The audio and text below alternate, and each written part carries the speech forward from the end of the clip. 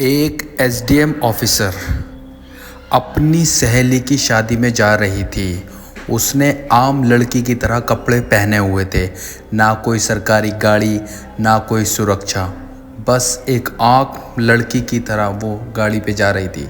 जब वो हसनाबाद शहर के पास पहुंची तो आगे एक पुलिस चेकपोस्ट दिखा। वहाँ 3-4 पुलिसकर्मी चेकपोस्ट के बाहर सड़क पर खड़े थे। उनके बीच में इंस्पेक्टर और अपनी वर्दी पे खड़ा था। उसने हाथ में लाठी लेकर लड़की को रोकने का इशारा किया। लड़की ने मोटरसाइकिल सड़क से किनारे लगाई और फिर इंस्पेक्टर ने पूछा कहाँ जा रही हो। लड़की बहुत शांत स्वभाव की थी। एक सहेली की शादी है और मैं वहीं जा रही हूँ। फिर रंजीत इंस्पेक्टर ने फिर से पाँव तक देखा। वो 28 साल की एक खूबसूरत महिला थी। नाम था नरमाली सिंह। उसने बोला, अच्छा, सहेली की शादी में खाना खाने जा रही हो, लेकिन हेलमेट तुम्हारा क्या बाप पहनेगा? क्यों नहीं पहना हेलमेट? भाई वो बहुत तेज़ चला रही थी, लेकिन अब चालान कटेगा। ऐसा कहते हुए उसने चालान की पर्ची निकालनी शुरू कर दी। बरनाली समझ चुकी थी कि उसकी जो नीयत है वो ठीक नहीं है और ये सब एक बहाना है। उसने कहा, मैंने कोई कानून नहीं तोड़ा, तो हमें कानून मत सिखा। और वो चिल्लाता रहा। उसके पास खड़े एक कांस्टेबल की तरफ देखा। बरनाली की ओर मुड़कर कहा, इसको सबक सिखाना होगा।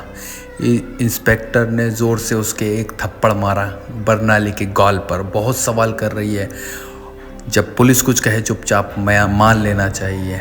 बरनाली का सिर एक पल के लिए घूम गया, लेकिन उसने खुद को संभाला। उसकी आंखों में गुस्सा साफ झलक रहा था और फिर उसने हंसते हुए बोला, अब भी इसकी आंखों में घमंड है। ऐसे कितनों को ठीक कर चुका हूँ, इसे अच्छी तरह सबक सिखाना होगा। एक कांस्टेबल आगे आया, इसे थाने लेके चलिए, वहीं इसका इलाज होगा, तब समझेगी कि पुलिस से कैसे बात की जाती है। फिर एक और कांस्टेबल ने बरनाली का हाथ पकड़कर खींचते हुए कहा, चलो गाड़ी में बैठो। बरनाली ने झटके से अपना हाथ छुड़ाया और गुस्से में बोली, हाथ लगाने की कोशिश मत करना, वरना अंजाम अच्छा नहीं होगा। इंस्पेक्टर और भड़क गया। उसने एक और कांस्टेबल से कहा, देखो। कांस्टेबल आगे बढ़ा, बरनाली का बाल पकड़कर उसे खींचने लगा। बरनाली दर्द से कर्रा उठी। फिर भी उसने अब तक अपनी पहचान नहीं बताई थी। वो देखना चाहती थी कि ये लोग कितनी नीचता तक जा सकते हैं। इसी बीच एक पुलिसकर्मी ने गुस्से में उसकी बाइक पर लाठी मार दी और ऊंची आवाज़ में बोला, बड़ी आई साधु बनने वाली, अब तुझे खिलौना बनाकर खेलेंगे। बरनाली सहम गई और वो समझ चुकी थी कि उसके साथ क्या होने वाला है और ये लोग कितना नीचे गिर सकते हैं। इंस्पेक्टर की आंखों में बहुत गुस्सा था। वो बहुत ज़ोर से चिल्लाया, तेरे जैसे कई होशियार मिले हैं, पुलिस से पंगा लेगी, आज मज़ा चखाएंगे और इसको थाने ले जाते हैं। इस समय भी बरनाली जो है वो चुप थी। उसने अपनी पहचान नहीं बताई। वो देखना चाहती थी कि ये लोग कितनी हद तक गुजर सकते हैं और एक आम नागरिक को कितना जुल्म कर सकते हैं। इंस्पेक्टर भी बहुत ख़तरनाक था और वो उसके सामने ऐसे खड़ी थी जैसे कुछ भी ना हुआ हो। उसके बाल खींचे गए थे, उसे ज़बरन सड़क पर घसीटा गया था, फिर भी वो एक मूर्ति की तरह शांत थी, ना कुछ शीन। इंस्पेक्टर जो था वो बहुत थाने ले गया और बहुत मारा और वो घमंडी औरत का इलाज करने के बारे में बताता है। और ये वो गुस्सा था जो अंदर ही अंदर सुलग रहा था, जो कि इंचार्ज इंस्पेक्टर हंसते हुए बोला, इसकी ज़बान भी चलने लगे, चलो थाने, हम तुम्हारी ऐसी की तैसी करेंगे। और फिर थाने आने के बाद भाई कहाँ गए सब, चाय पानी लगाओ। बरनाली जो है वो बहुत ही नाराज़ हो जाती है और बहुत ही गुस्से में हो जाती है, क्योंकि उसके साथ जो व्यवहार होता है वो बहुत ही गलत होता है। और तभी एक कांस्टेबल जो होता है वो उसकी छुप कर फुसफुसाया, क्या केस है सर? इंस्पेक्टर बोला, अरे कुछ भी नहीं है, स्पीड ब्रेकर, हेलमेट, कोई भी बहाना मारो, बस इसको अंदर करना है और इसका घमंड तोड़ना है, ज़्यादा सवाल मत कर। लेकिन जो उसकी आंखें थी वो अभी भी खुली हुई थी। वो जानती थी कि पुलिस उनको बहुत ही ख़तरनाक तरीके से अंदर कर चुकी है, और हाथ में डंड लिया और टेबल पर घुमाने लगा। और फिर उसका नाम पूछा गया और बर्नाली जो है वो चुप रही, वो हंसती रही, क्योंकि बर्नाली को पता था कि वो कैसे इनको हैंडल कर सकती है। तभी इंस्पेक्टर ने ज़ोर से उसके थप्पड़ मारा, इतनी ज़ोर से कि उसकी जो आवाज़ थी वो गूंज उठी और सुनाई नहीं देता। इस तरीके से उससे बदतमीज़ी भी करने लगा। और फिर उसके बाद उसने देखा कि ये मेरे साथ क्या करने वाले हैं, और ये जो थानेदार था वो उसे झूठा साबित करने पे लगा हुआ था, और वो उसे धमका रहा था कि ज़्यादा होशियारी महंगी पड़ेगी और एक बार गलती की तो पछताना पड़ेगा। फिर बर्नाली सिंह ज़बरदस्ती उसको तहखाने में डाल दिया गया, जेल में बंद कर दिया गया। वहाँ से पहले ही कैदी बंद थे। बहन, तुमने क्या गुनाह किया है, वो पूछता है बर्नाली से, लेकिन कुछ नहीं बोली। और फिर पूरा सिस्टम को जज करने के लिए वो अंदर आई है। वो तन्हा उस टोकरी के कोने में बैठी हुई थी और सब कुछ देख रही थी।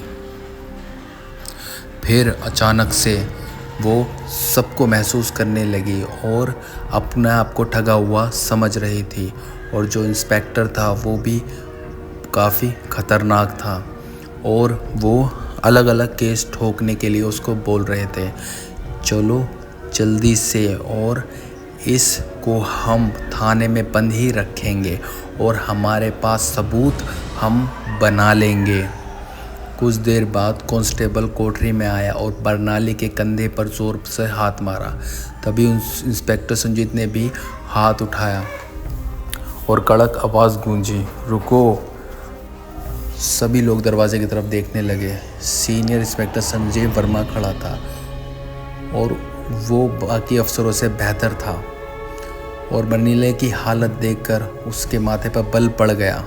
उसने सख्त सवाल पूछा, ये सब क्या हो रहा है? और जो दूसरा इंस्पेक्टर था वो हंस के लिए बोला कि ये जो औरत है वो बहुत ही हरामी है। संजय ने बर्नाली को ध्यान से देखा। उसका व्यवहार किसी आम महिला जैसा लग रहा था। उसने पूछा, इसका अपराध क्या है? वो थोड़ा घबरा गया। सर, चेकिंग में बदतमीज़ी कर रही थी और इसके कागज़ वगैरह पूरे नहीं है, इसलिए इसे बंद करा। उसने बर्नाली से सीधे पूछा कि तुम्हारा नाम क्या है? बर्नाली जो है वो फिर भी चुप रही, और फिर वो नाम भी नहीं बता रही थी। और फिर इसके बाद उसने देखा कि ये सब क्या हो रहा है, और तुम सब अकेले हो, और तुम इस तरह की हरकतें क्यों कर रहे हो इसके साथ, और मैं खुद इसके पास रहूँगा, और मैं सब इसका जो केस है वो मैं खुद ही हैंडल करूँगा अपने से। वो फिर पहले वाली से भी बदबूदार ज़्यादा औरत थी, और जो बड़ा इंस्पेक्टर था वो पूरी तरीके से सतर्क हो गया।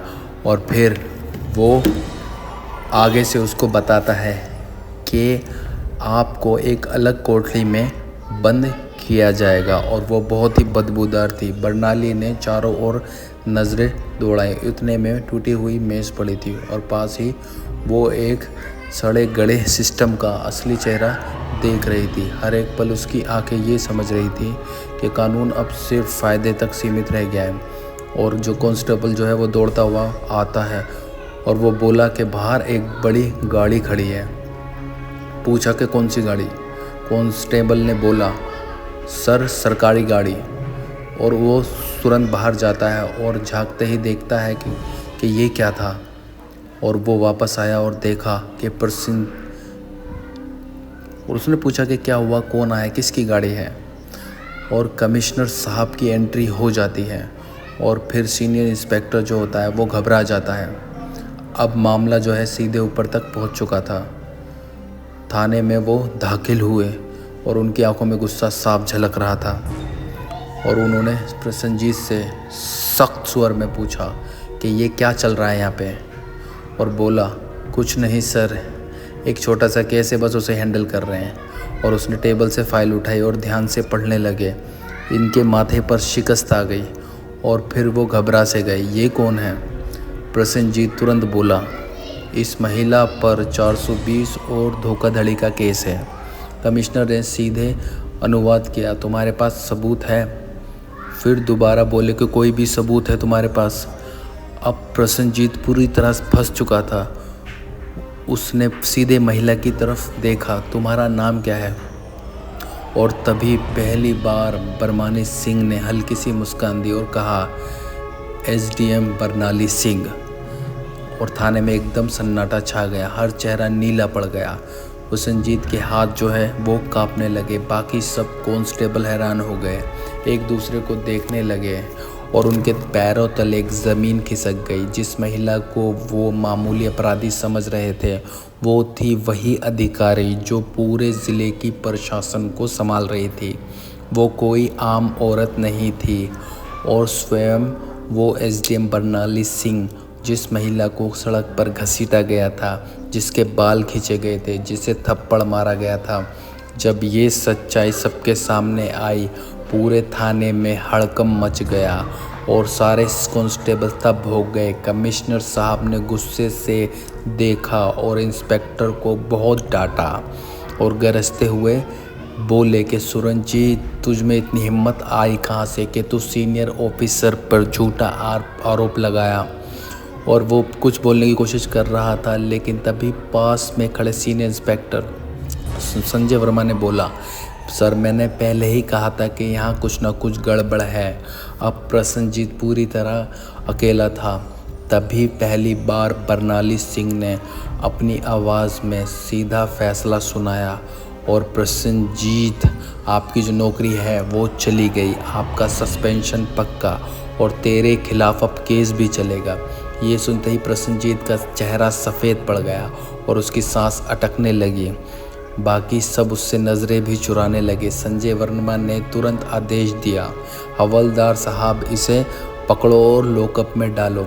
प्रसन्नजीत ने एक मुड़ा हुआ कागज़ देखा और बोला, ये पहले देखो, फिर जो करना हो वो करो। उसने कागज़ आगे बढ़ाया और फिर उस दोनों की नज़रें एक साथ थी। प्रसन्नजीत बोला, ये लो मेरा ट्रांसफ़र ऑर्डर, 3 दिन पहले ही मेरा तबादला हो चुका है।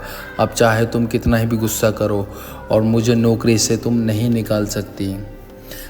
फिर थाने में एक बार सन्नाटा छा गया। बरनाली ने वो कागज़ हाथ में लिया और ध्यान से पढ़ा।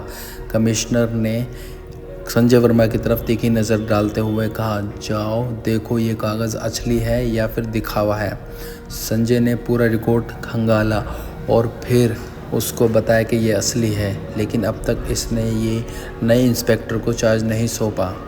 अभी तक ये आधिकारिक इंस्पेक्टर नहीं है और सारे कुकर्म इसी के ही कार्यकाल में हुए हैं और इसे कोई नहीं बचा सकता। और उसने आँखों में आंखें डालकर कहा कि अब तेरा जो नया ठिकाना है वो वहीं होगा, और उसने उसका ट्रांसफ़र रोक के उसका सस्पेंशन ऑर्डर जारी कर दिया। तो दोस्तों ये थी कहानी एक आईपीएस ऑफिसर की जिसने अपना बदला लिया।